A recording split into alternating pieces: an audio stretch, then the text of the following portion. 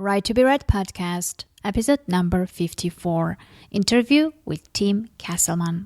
You are listening to the Right to be Read podcast, and this is your host, Ani Alexander. Hi everyone, this is me again, Ani Alexander, and you're listening to the podcast that inspires and encourages writers. We're already in the last few weeks of this year, and the new one will be coming soon. So, have you set goals for 2015 already? Has the Christmas mood got into you already or not? Well, for Armenians, Christmas is on January 6th, so we still have some extra time for that. But before the holiday season kicks in, I continue presenting you with interviews. The one I have today is full of information, and since it was very useful and important, I included its transcript on my website at www.anialexander.com/54, and you are more than welcome to check it out. So let's start. Okay, so today I will be talking to the author Tim Castleman. He did quite amazing thing. He wrote 2 8K plus word books in under 8 hours. So both of the books became Amazon bestsellers, and that ended up generating him over $3,000 in royalties in just 2 months from the launch, and hundreds of glowing reviews. So, of course, after finding out this, I had to have him in our show and find out what's happening and how did it happen, actually. So, welcome to the show, Tim. I'm really happy that you're here, and thanks for accepting my invitation. Absolutely. Thank you so much for finding me on Twitter and setting this up so rapidly. Yeah, well, I'm usually moving too fast, and I'm usually very annoyed that the whole world is very slow. So that's my usual path and usual speech. But I'm very happy that you were in line with that too. Absolutely. Well, I'm thrilled to be here and answer any questions and share anything I can with your listeners.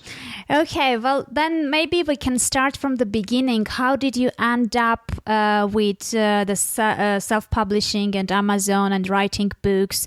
Was it something you were doing all the time, or, how did you end up getting there? Well, it's an interesting story. So for those of you who aren't familiar with me, let me give you a little bit about my background. I have been doing internet marketing or online marketing since late 2009, so coming up 5-6 years. And I have done really well in what I would call offline marketing, which is helping local businesses set up websites, send emails out, doing basic stuff. And I decided in my brilliance to take on a partner.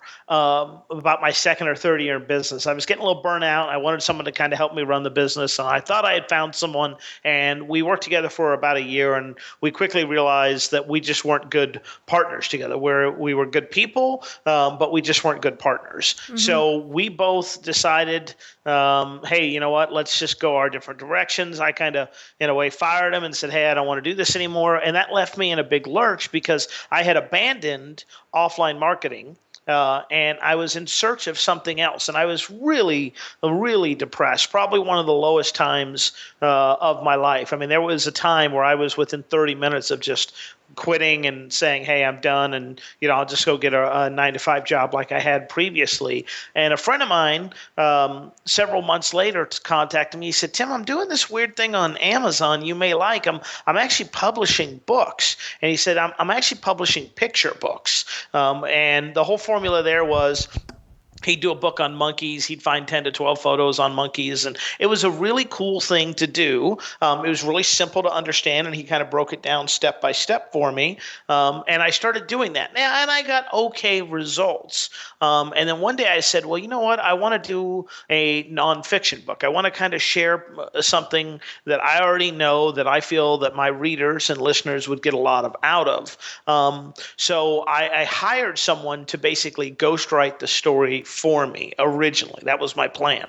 But when I got the rough draft back from the ghostwriter, it was terrible. And it wasn't my voice. It wasn't written how I wanted to. It didn't sound anything like me. It sounded like a very generic or vanilla textbook. And I said, I can't release this under my name to my people. So I actually was forced to write the book myself within 48 hours because I had a deadline to my editor that I'd promised, hey, this is when I'm going to get it done. And these were people that were paying to see the product, so I could not be late. So I actually wrote the first book, which is still an Amazon bestseller as of today, called The Creativity Checklist. I wrote that book. It was a little over 8,000 words in 4 hours. Wow. And I got it published within a week, and it was an Amazon bestseller like day 2 that it came out, and it's been an Amazon bestseller every day since that. We're going on like 90 plus days. It won't last forever, but currently I'm proud to say that it's still an Amazon best-selling book. But I really got into publishing as something else to do. I know a lot of, we talked before, a lot of your readers are, listeners are people who have full-time jobs and are looking for something to kind of do on the side to bring in some more money or make the great escape as I did. And that's really what Amazon was for me. It was a cool little fun side project that I try out, but then I started getting some pretty amazing results, and the more results I got, the more time I spent with it. Oh, so did you expect this kind of really amazing results in the very beginning, or it was a surprise for you? It was a big surprise. I had always been told by several other authors, hey, publish early, publish often, keep publishing, keep creating, and eventually success will find you. I had no idea that our book would become a bestseller and continue to sell to this day. So as much as I would like to say, oh, yes, it was totally worth it, and yes, it was amazing and awesome and wonderful, and I expected it, it really was a surprise. Okay, and once you finished writing the book and it was ready, did you do anything with the marketing of this book, or how did you generate the startup sales? So after I got it done and edited and everything like that, I mentioned to you guys I'm an internet marketer, and I do have a customer list. And, some people will immediately be turned off and say, oh, well, that's how he made all his sales. Let me tell you, I've actually tracked with special software my sales that come from customers that are on my email list or clicks, as I call them, versus social media. And in my last book, my clicks from my customers and my clicks from social media were within about 200 or 300 of each other, meaning that if you don't have a list, you can do what I'm about to share with you via social media. The key is you need to find a group of people that you're talking to and be actively involved. So my first book is called The Creativity Checklist. That's a book about a checklist that I use to create products and services for my market. So I was already in several Facebook groups, several forums. I had already made my presence known there by being a useful and active contributor. So I didn't just show up and say, hey, everybody, here's my book, buy it. I showed up. I said, hey, let me help this person. Let me get my name known. And then when it was my turn, I just said, hey, guys, I have this book out. It's limited for 3 days. If you'd be so kind, please purchase it and enjoy the discount. And that's really all I had to do to get that initial push.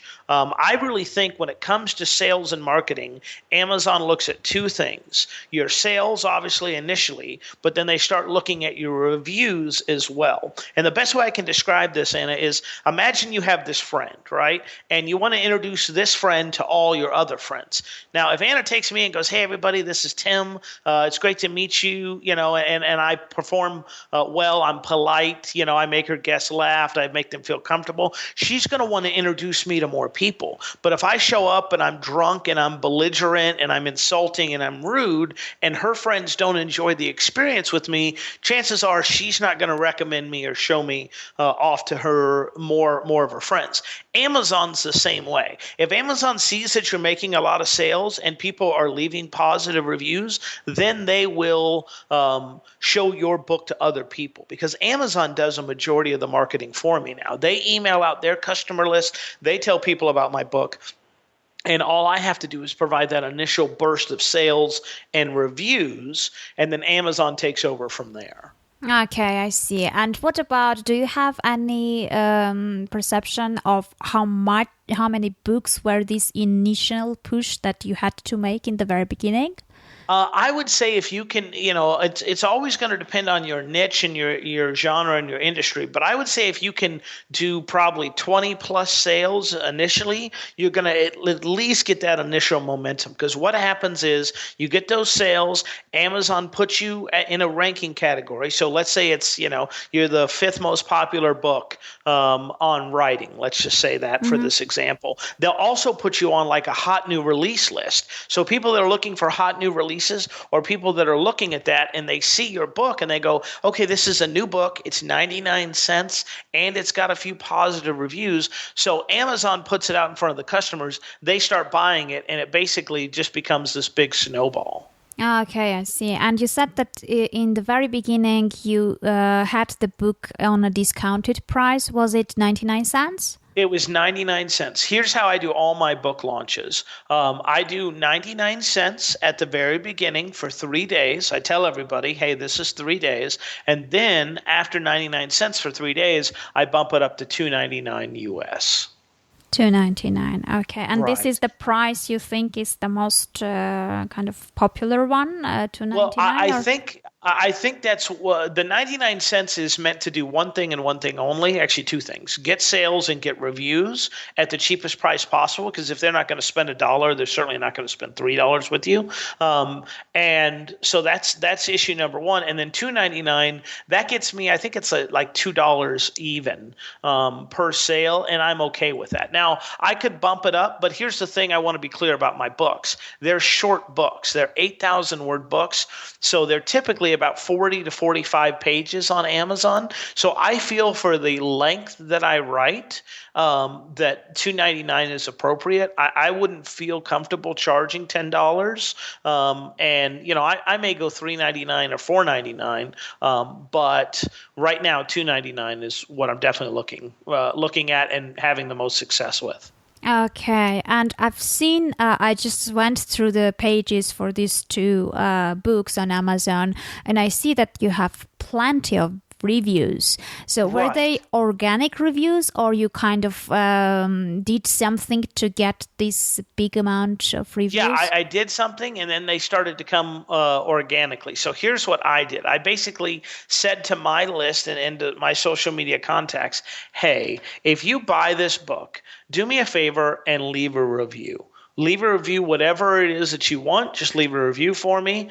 And if you would leave a review and then send me a copy of that review to my email address, and I give them my email address, then I'll send you either another book or a bonus video or something along those lines. The key there is, you obviously can't tell them it's got to be a 5-star review. So if they leave a 1-star review and they tell you about it, you got to give them the same thing you would the 5-star person. But the whole goal is to get those reviews initially up there. So I would say 2/3 of my reviews came from the initial push. What is amazing to see is those books continue to get reviews that are what I would call organic reviews, which is just you see the book, you read it, and you enjoy it so much that you decide that you want to, leave a review of it.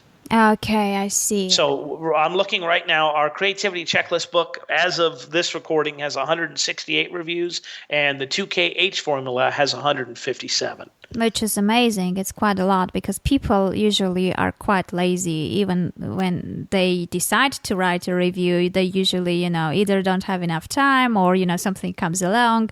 And I also have this feeling that they need some kind of motivation to actually write and submit the review.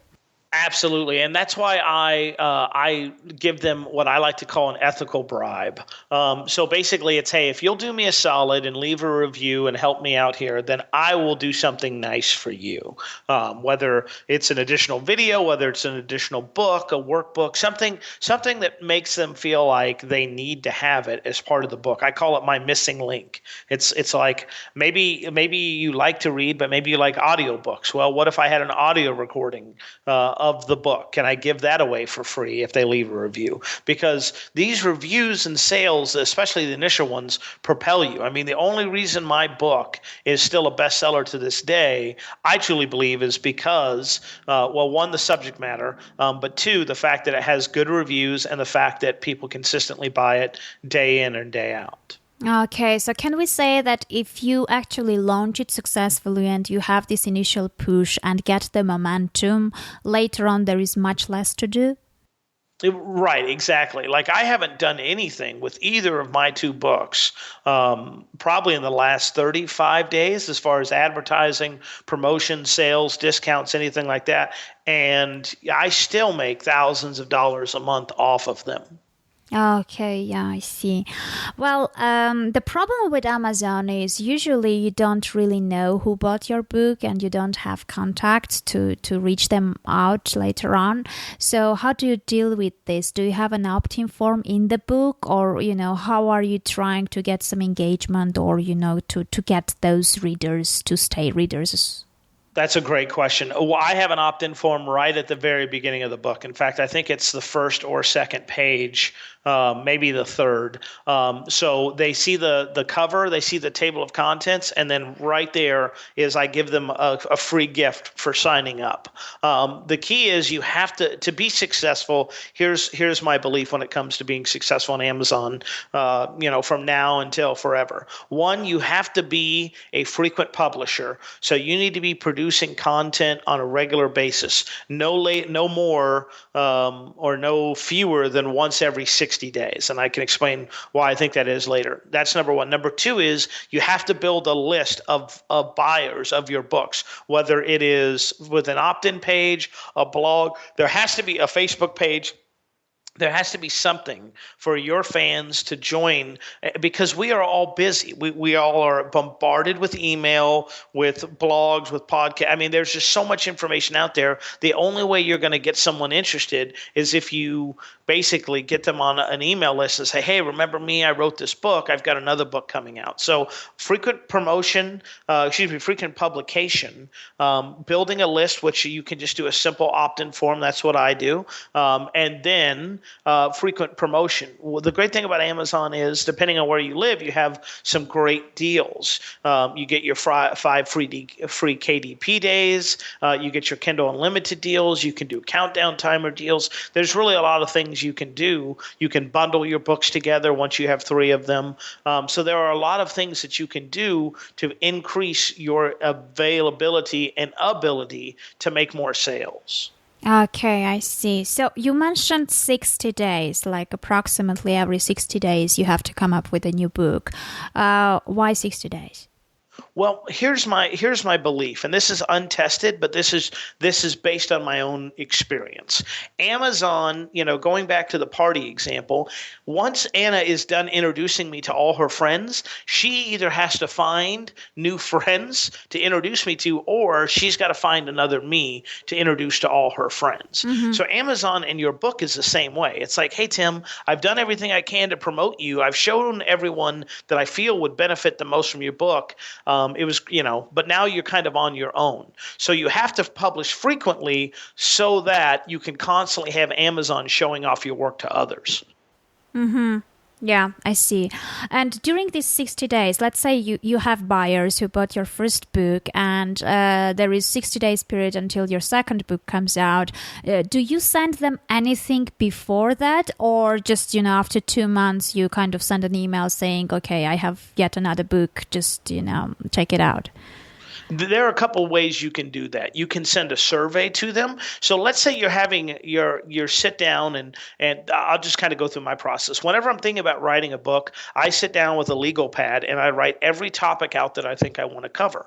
And let's say I get to my top 3 and I can't decide which one I want to write. I would send an email out to my list and say, hey guys, I'm getting ready to write my next book. Here's what I'm thinking about writing about. Which one of these appeals to you? So that kind of gets those people involved, because they're like, like, oh, well, I want Tim's book on, how to write a bestseller. That would be amazing. Let's read that book. That'd be great. And then the other thing I would do is I would I call it teasing my work. So once I got most of it done, I'd probably send an email to them saying, hey guys, good news. The book is finished. The rough draft of it's finished. Here's a photo of how many words it is and pages, and I'm getting it to the editor, and look out for it on Amazon within the coming weeks. And then I would probably send an email the day before it goes live on Amazon and say, hey guys, I'm getting ready to submit to Amazon. It normally takes about 12 hours to make it live. I'll email you tomorrow with a link to this book. I can't wait for you to get it. And then I would email them the day that it launches and say, hey guys, as promised, here's How to Write a Bestseller by Tim Castleman. I've made it 99 cents for the next 3 days. At the end of 3 days, it'll go up to $2.99. If you'd be so kind to purchase it and leave a review, I'll give you XYZ free gift. Just send me a screenshot of the review. And if you do that, you're going to have tremendous success with your book launch. Okay, I see. And do you get any feedback directly from readers besides the reviews? Usually I put something in there like a survey, and you'll get about 1 every 10 buyers or readers, I should say, will actually fill out the survey for you. So I do get feedback. I do read the reviews and try and learn from them. And if I can learn from them, then I definitely will do my best to do that. If they say, hey, I thought section 4 could have been expanded on. It's like, okay, well, maybe they have a valid point. The key with reviews is to not let them affect you, which this is very difficult for me, but not let it affect you negatively if you start getting a bunch of reviews. You and I talked a little bit before this, and you just found out about me this week through an email that you got from a publisher. And I'm honored that so many people have found out about me this week. But if I look at my reviews for one of my books, this week I've gotten more 1-star reviews than any other time that the book has been out. And that is the downside of visibility, because people now see you there. They see that you're trying to better other people's lives by showing them something. So they just want to be negative and stay small in their own life by leaving negative reviews. Yeah, well, I remember my first 1-star review, and I felt devastated. It was terrible. How are you dealing with critique and bad reviews? A lot of drugs and alcohol I find help tremendously. No, so let me tell you how I used to do it, and then I will tell you how I do it now. I used to do exactly like you. I used to think that they were assaulting my firstborn child, and how dare they. I spent hours and weeks working on this. And now what I do is I just ignore them, which is very difficult. And I sometimes fall down on this job, because here's what happened. I used to get upset and then I would engage, right? So Anna would write and say, hey, you know what? I didn't like this book because X, Y, Z. And I would be like, hey, Anna, listen, here's all the reasons why I think you're wrong. And here's what you're not seeing. It's like this creativity checklist book. People are saying, well, I didn't get anything out of this creativity checklist. And it's like, well, that's weird to me, because every time I use this creativity checklist, it makes me like $10,000. So it's obviously very valuable. But what I would try and do is basically go and change Anna's point of view. Or, if Anna would attack me, then I would attack back.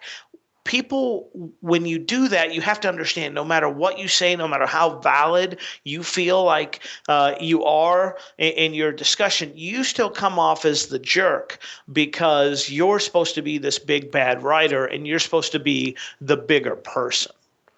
So if you respond in the comment section, anything like that, it just negatively comes off. Or you come off looking bad. So what I do now is I try to read the review and I try to learn from it. So, if they say like, hey, Tim Castleman is a scumbag artist. Well, I mean, here's a real life example. The highest rated negative review for the creativity checklist is a guy who says my book is a scam because I put out a product about outsourcing Kindle books a year and a half ago.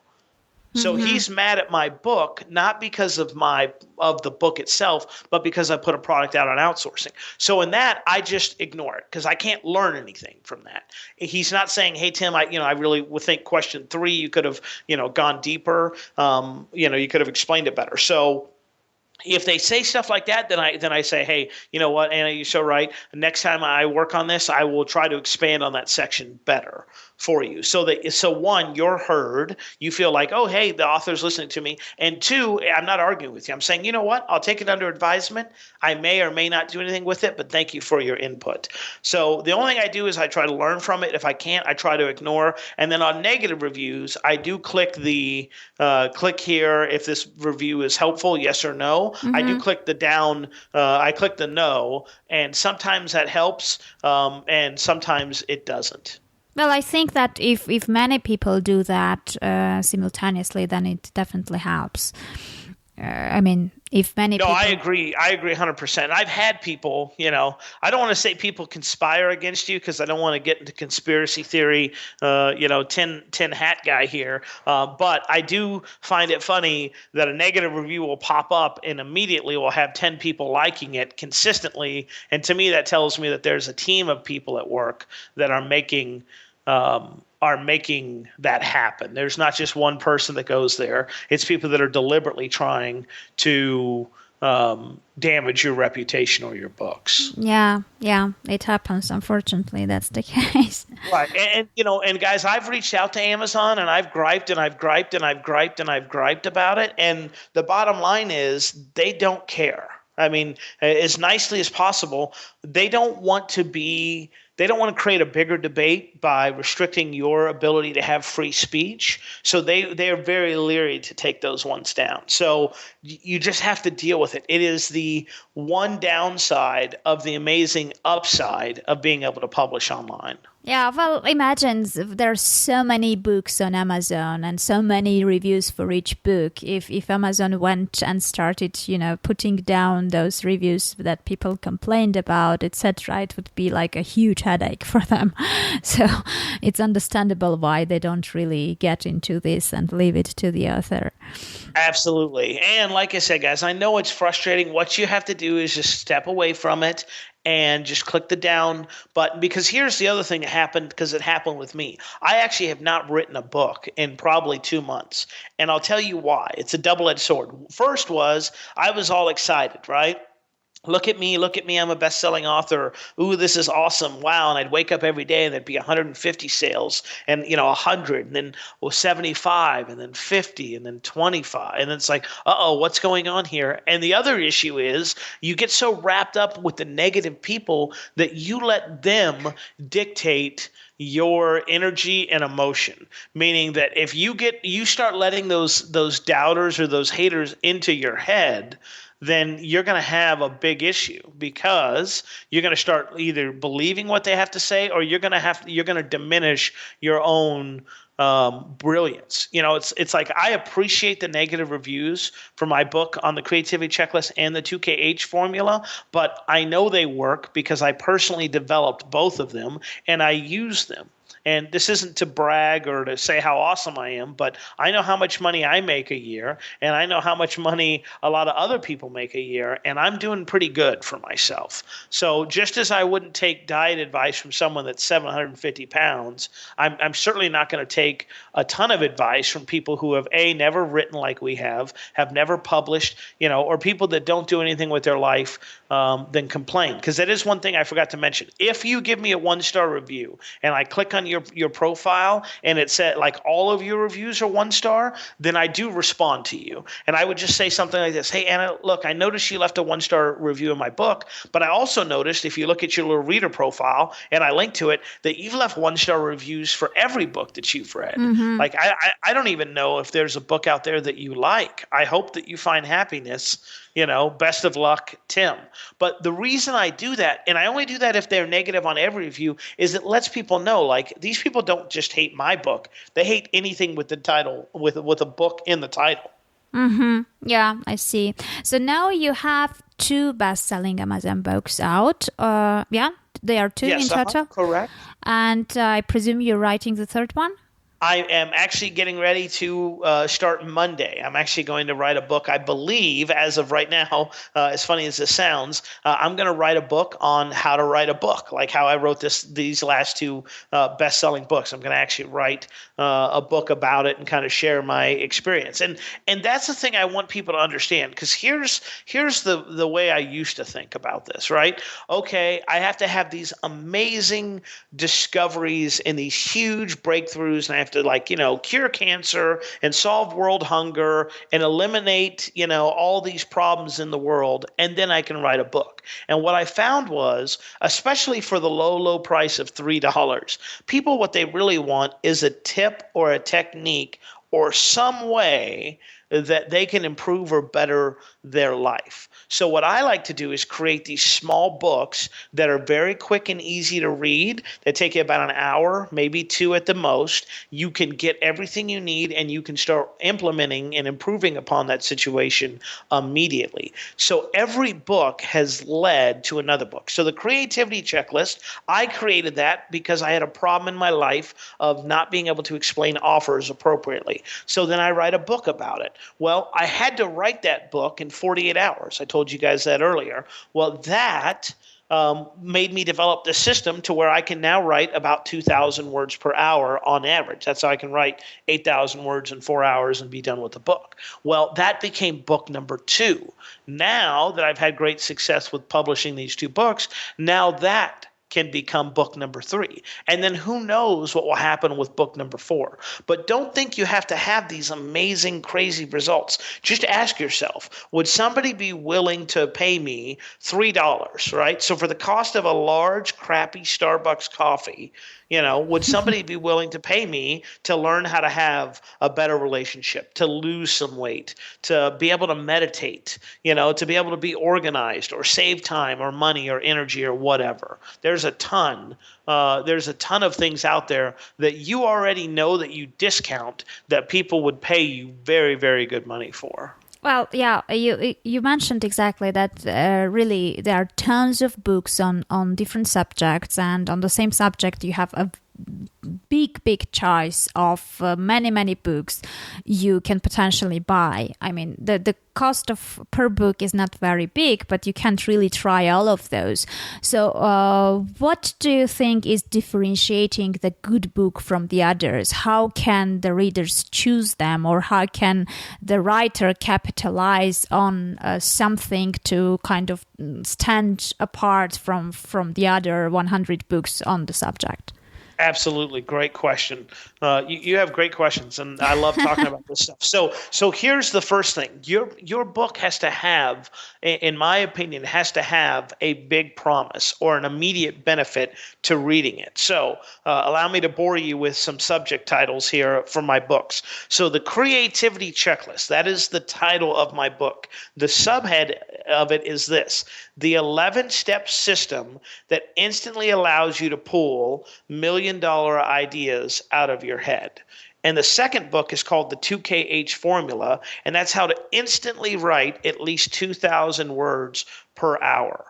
So as you can tell, those are big benefit books. Those aren't like, the sometimes successful checklist or the sometimes writing formula. It's like, hey, when you get done with this checklist, you're going to know how to pull million-dollar ideas out of your head. Hey, when you get done with this book, the 2KH Formula, you're going to know how to write at least 2,000 words per hour. So there's a big benefit that the end reader wants to get. So let's say you're going to do weight loss, right? Teach me, hey, here's how to lose 10 pounds in 10 days, with 2 simple things. Maybe it's drink more water and reduce carbs or whatever it is. That's a big benefit. I want that benefit. That's why I'm buying that book. So I buy the book, I get the benefit, and I put it into action. And that's what I truly believe sets yourself apart. The second thing, and it's very subtle when I say it, but it's immediately visible when you do it, is you have to spend money on your covers. I spend just as much money on my covers as I do my editing and everything every other step of the process. And if I had to only spend money in one area, it would be my covers over my editors, believe it or not. Just because I truly believe that your cover, that's why they say you can't judge a book by its cover. You can't, except for when you're actually looking at a book cover. So spend the money, get an amazing cover design for it, come up with a great hook or angle. And if you need some help with that, buy the creativity checklist. That'll kind of help you with the hook and angle. But you got to come up with a hook or an angle, or what I would call a reason why, for people to buy your book. Yeah, I see. So it seems like you've come up with a system that works, like, the launching of the book and the selling it. You had 2 books, one after the other, and both of them worked really, really well. Do you think that there is some kind of formula that people can use do you believe that all the next books you will be putting out will have the same success? I'm hopeful that they will, but I'm confident that they will as well, because I have built up an audience now around those books. I mentioned that you should have an email lead capture form. We've captured about 1,600 names off those 2 books. So if we can get, that's 800 books a name just on average. If we can continue to do that with every book that we produce, pretty soon we'll have an email list of several thousand people. Yeah, that we can practically force our way onto the Amazon bestseller list because of the sheer numbers and volume. I have a formula for how I write. I have a formula for how I come up with ideas, and I have a formula for my books. And I will continue to use those formulas and those techniques until they prove unsuccessful. But I feel like I have found kind of I don't want to say a niche, but I found a system that works really well for me, that allows me to come up with ideas, write them very quickly, and write them in such a way where it minimizes writer's block and it minimizes distraction. And it increases your production, and it shortens your production cycle. So you can write more, you can write faster, and you can be done sooner than you probably have in the past. Okay, I see. So can you kind of, share some, like, the most important, just 2-3 tips that you would advise the newbie writers to pay attention to? Yes, absolutely. One, come up with your hook or angle for the book before you start writing it. That's tip number 1. So I knew what the creativity checklist was going to be, and I knew the hook and angle, so I was able to write according to that. Number 2 is come up with an outline. I used to be the free-flowing guy, and okay, well, I'll just write when it comes to me. Now I find with an outline, even in times where I'm not motivated or I don't feel like writing, I can look at the outline and it triggers and it lets me know what I need to do, when I need to do it, and what comes next. So my brain doesn't have to think, it can just be creative. And the other thing is, find a system or come up with a system or a process that works well, and then trust that process. So my process is very long and complicated. I've got to sit down. I've got to think about ideas. I've got to write them all out. I've got to put them on Post-it notes or 3x5 cards. Then I need to do an outline. Then I need to write a rough draft. But here's the thing. It's my process, and it works. So yes, it is long and laborious for me, but anytime I want to create that result, I know what I need to do. And as long as I follow that process, then I'm going to get the result. So trust in the process, even if it's something that you think, and it's okay to test and tweak and improve, but don't try to reinvent the wheel every time, because I'm guilty of that. It's like, well, that worked really well. Let's just throw all that away and start from scratch, instead of going, man, what I should do is just keep following this process and improve little by little upon it. Okay, I see. Well, we've got plenty of valuable information in here, and I'm sure that if people can kind of go through it and think it over and follow the tips and the steps you mentioned, they will also get some amazing results, I'm sure. So before we part, where can writers find you online? And as far as I remember, you're offering something for the writers. Right. Yeah, absolutely. And guys, I didn't do this interview to pitch on anything. So if you want to find out more about me, just go to Timothy, Timothy, Castleman, Castleman, or you just type in Tim Castleman, timothycastleman.com.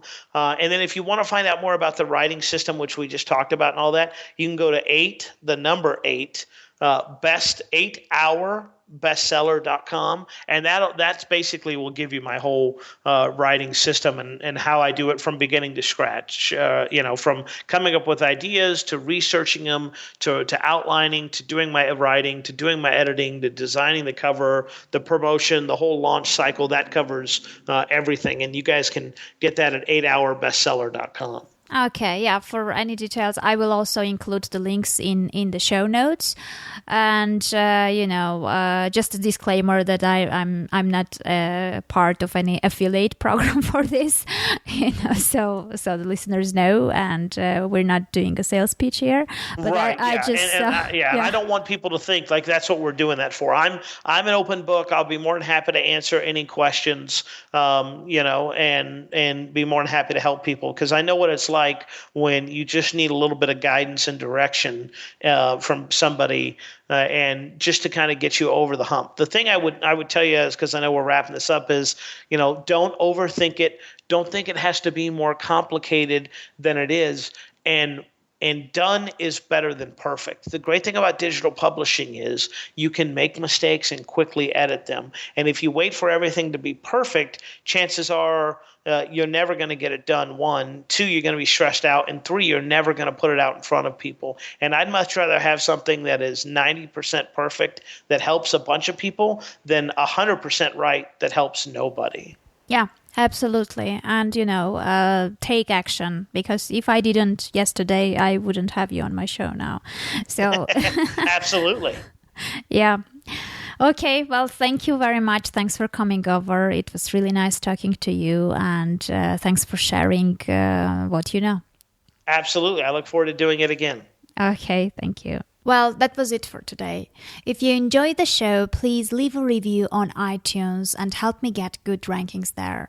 On the days when I get self-doubts, when I'm thinking about giving up, and when I'm not sure that people need this show, I go back and read all the reviews, and it brings totally different perspective. Well, I wish you very productive, creative, inspiring, and simply nice week. Meet you again on Thursday. Cheers.